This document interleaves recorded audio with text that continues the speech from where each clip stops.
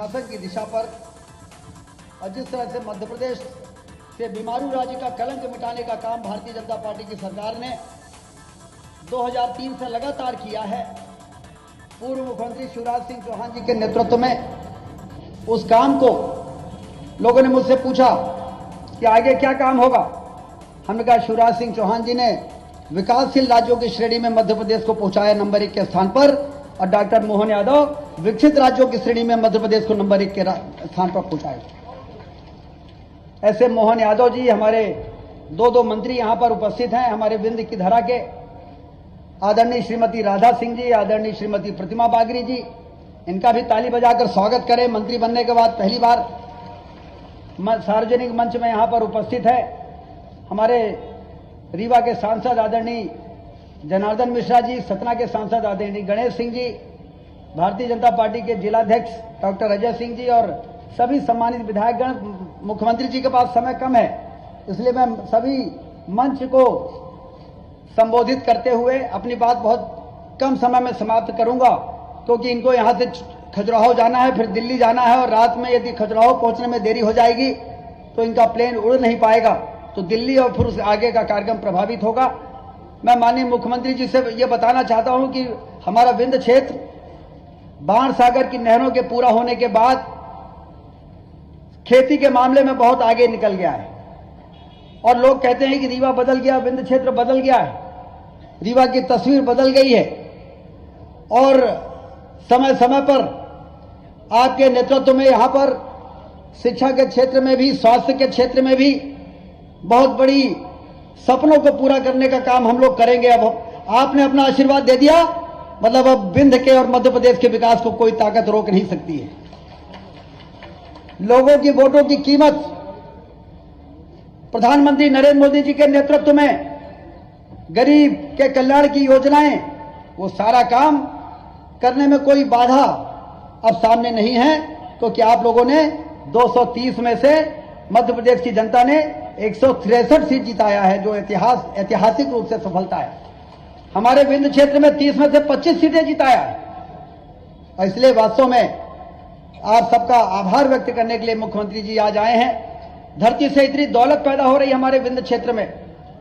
मैं मुख्यमंत्री जी से एक मांग करना चाहता हूं, आदरणीय मुख्यमंत्री जी से मैं एक मांग करना चाहता हूं। धरती से इतनी दौलत पैदा हो रही है हमारे रीवा में, विंध्य क्षेत्र में, तो रीवा की कृषि उपज मंडी को आदर्श मंडी बनाने के लिए मैं आपसे निवेदन करता हूं कि आप रीवा की कृषि उपज मंडी को आदर्श मंडी बनाएंगे तो हमारे किसान जो धरती से दौलत पैदा कर रहे हैं उनको ज्यादा सुविधा मिलेगी, ज्यादा उनको फायदा होगा। और ज्यादा बातें मैं नहीं करूंगा, मैं मार्च के महीने में जरूर आपको आमंत्रित करता हूं, फरवरी और मार्च में आचार संहिता लगने के पहले, कि आप रीवा पधारें, और रीवा में जो हवाई अड्डा बन रहा है उसके लोकार्पण के लिए सिंधिया जी को लेके और आप आके यहाँ पर उस हवाई अड्डे का भी लोकार्पण करें। एक बार फिर से मैं आपका बहुत बहुत स्वागत करता हूं, अभिनंदन करता हूं, वंदन करता हूं। बहुत बहुत धन्यवाद।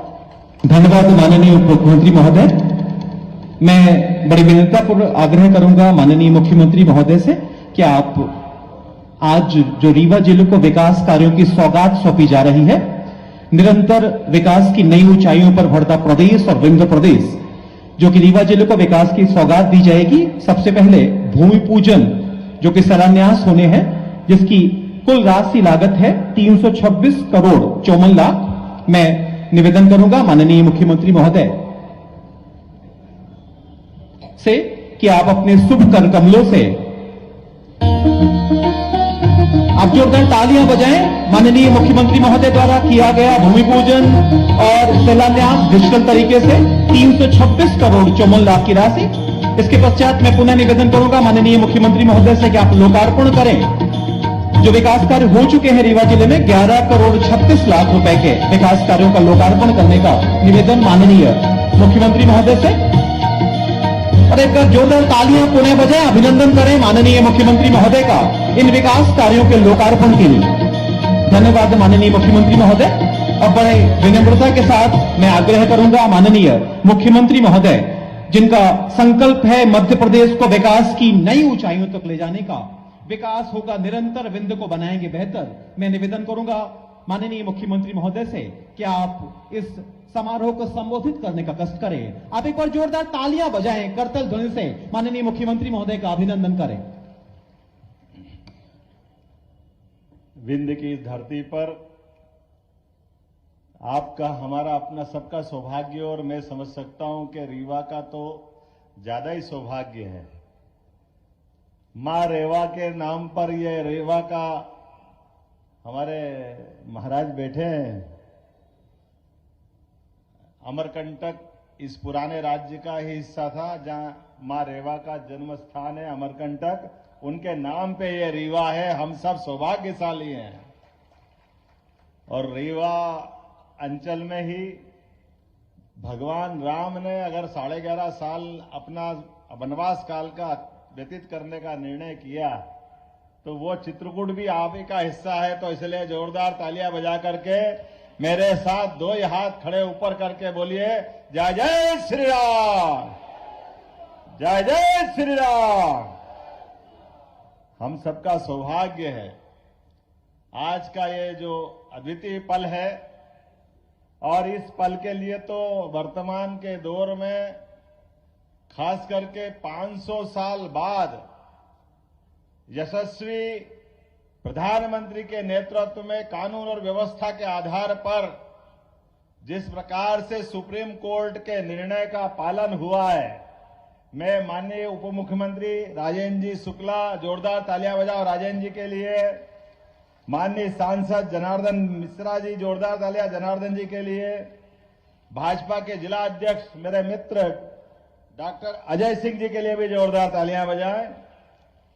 हमारे विधायक गुड़ बहुत वरिष्ठ नेता नागेंद्र सिंह जी के लिए जोरदार तालियां बजाएं। नागेंद्र सिंह जी की लोकप्रियता ऐसी जबरदस्त है कि इस उम्र में भी नागेंद्र सिंह जी का नाम मात्र पार्टी रख दे तो पार्टी जनता परबारे जिता के पहुंचाती है। ऐसे हमारे अद्वितीय नेता है। हमारे इसी मंच पर विराजमान दिव्यराज सिंह जी, जोरदार तालियां बजा, मेरे अभिन्न मित्र हैं।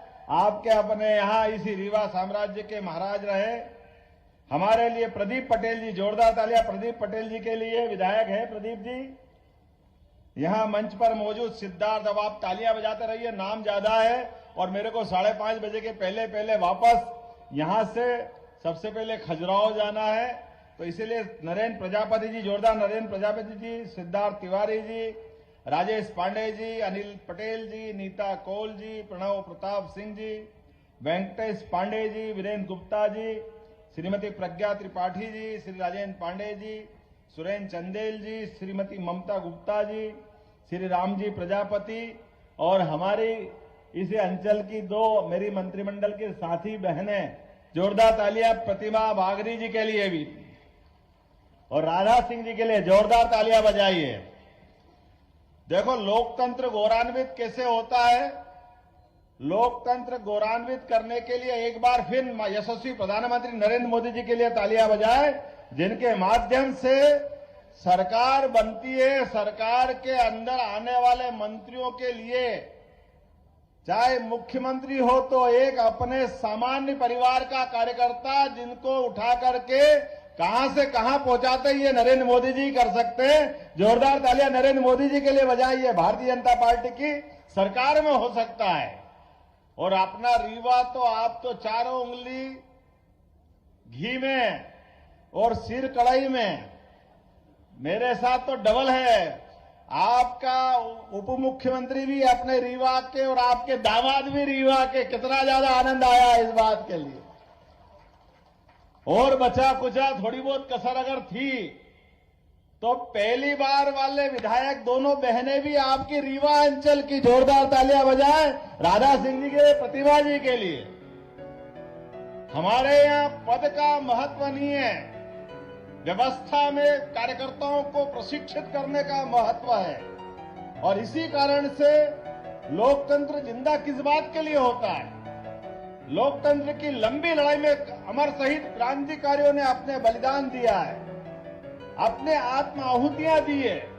और रीवा का तो मैंने अपने दिव्यराज सिंह जी से सुना है, रीवा हमारा वो साम्राज्य है जब मुगल सत्ता ने तलवार के दम पर अच्छे को परास्त किया, तो रीवा साम्राज्य ने हमारी सनातन संस्कृति को बचाने के लिए सदैव युक्ति बुद्धि से अपना रास्ता निकालते निकालते पूरा सनातन धर्म को बचाने का प्रयास किया।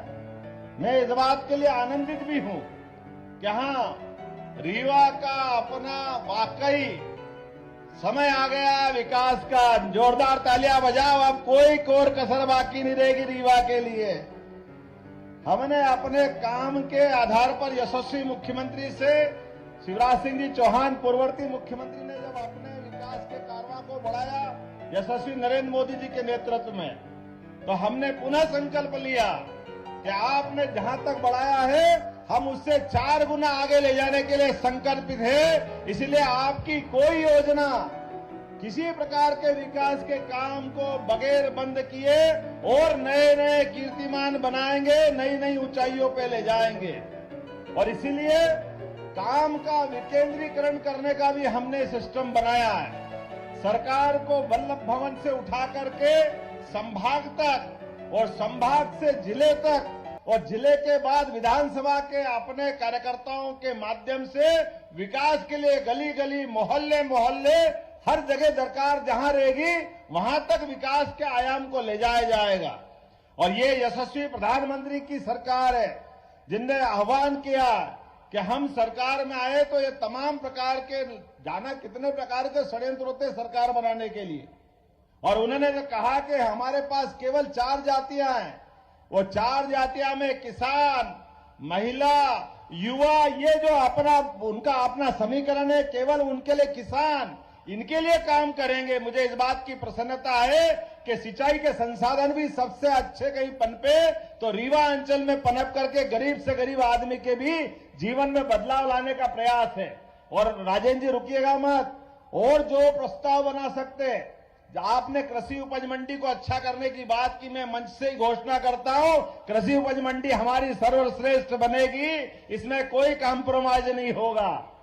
इसके अलावा भी विकास के मामले में आप रोजगार परक विकास की दृष्टि जरूरत है।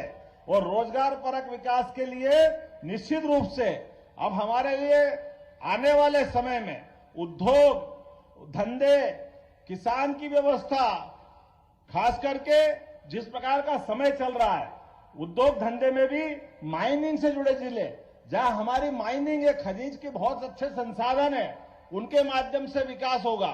तो वो जिले जहां ये पहले से लगे वो तो अपनी जगह है ही, लेकिन ऐसे जिले जहां इसकी दरकार है, अभी गुंजाइश है, उन जिलों के लिए विशेष सब्सिडी देकर के उनको भी खड़ा कर करे प्रत्येक बेरोजगार के हाथ में सरकार कोशिश करेगी उनके जीवन में सुख का उजाला आए, उनका जीवन भी बदले। ये प्रयास हमारी सरकार का रहने वाला है। नई शिक्षा नीति के माध्यम से यशस्वी प्रधानमंत्री ने नया दरवाजा खोला है कि हाँ, विकास तो हम करेंगे, लेकिन केवल रोटी कपड़ा मकान की बात नहीं करेंगे। रोटी कपड़ा मकान तो होगा ही, लेकिन सनातन धर्म के मामले में कोई कॉम्प्रोमाइज करने वाले नहीं है। हम अपनी सनातन संस्कृति को भी सर्वोच्च स्थान पर रख करके आगे बढ़ेंगे इसी आधार पर, क्योंकि ये भारत अपने आप में इन विशेषताओं के कारण से ही दुनिया में सदैव आगे बढ़ता रहा है। इकबाल ने कहा है कि कुछ बात है कि हस्ती मिटती नहीं हमारी। तो यूनान, मिस्र, रोम बड़े बड़े साम्राज्य थे, लेकिन वो सारे के सारे साम्राज्य धराशायी हो गए। लेकिन हमारे अपने इस भारत की विशेषता है, ये अपने यहां पर अपनी परंपराओं के साथ अपने पुरखों के बनाए वो उच्चतम मापदंड उनको सबको स्थापित करके चलता है। इसलिए प्रभु राम में आस्था करने का मामला हो तो हाँ कहता कि हाँ हमारे पूर्वज थे। अब ये अलग बात है कि उसके मामले भी लोग राजनीति करते हैं। जिनको राजनीति करना वो राजनीति करे, उसकी परवाह भारतीय जनता पार्टी न कभी करी है न कभी करेगी। प्रभु रामचंद्र जी ने सारा जीवन अपना कदम कदम पर पूरे भारतवर्ष के लिए समूची मानवता को धन्य करने के लिए गुजारा है। आज भी बच्चा बच्चा सबका सपना होता है कि राम राज्य होना चाहिए। भगवान राम को इस पृथ्वी पे अवतरित हुए 17 लाख साल से ज्यादा साल हो गए, लेकिन आज भी रोम रोम में राम समाये हुए हैं। और एक तरफ हम जब राम की बात करते तो हमको मालूम है आज भी बड़े दुर्भाग्य के साथ कहना पड़ रहा है।